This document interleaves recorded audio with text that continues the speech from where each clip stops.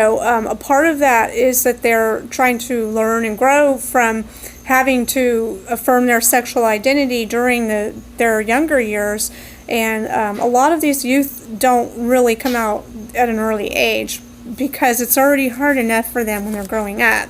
And so what you have to do basically is you kind of have to walk them and hold them by the hand and explain to them, here's, you're not alone, this is how you do it.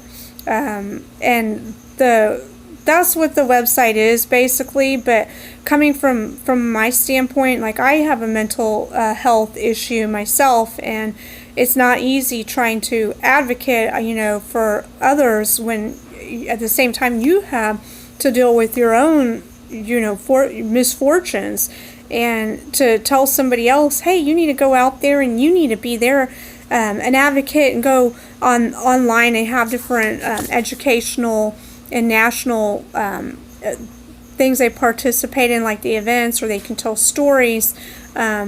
It sounds easier than it is done. Now that I've had enough experience with the mental health and with the stigma and overcoming that. They have all kinds of stuff. They have hikes, they have different things you can get involved.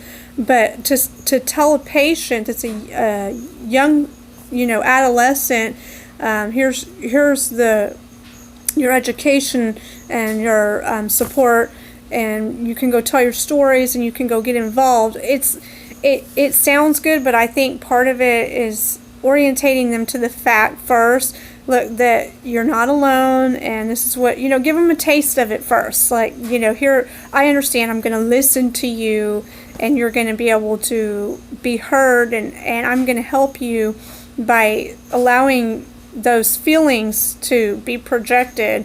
You have a sounding board, and you be able to feel like that somebody heard you, that you be able to feel that somebody understands. Not just what you're going through, but just somebody who cares enough to sit there and listen. I think that's the main thing when you're face to face with somebody and they're your patient, and you're providing a service. You're giving them this reference, and you're not telling them, this is how you should feel, this is how you are to be. You're listening. So those are two very important things that we have to remember. That of course we as professionals, we come from a place where we can function on that level. It's difficult because sometimes you have to, it's kind of interrelated. It's like you do one and then it affects the other role. You're giving them the information, you're empowering them, but then you don't really want to take away that aspect where you're a person who's listening and allowing for them to express what it really is like, and to let them really sit in that feeling and have that actual support while they're coming to you and feeling like they're in a safe place right there with you. And I think that's where part of this unit, like where we're learning with rational emotive behavior therapy,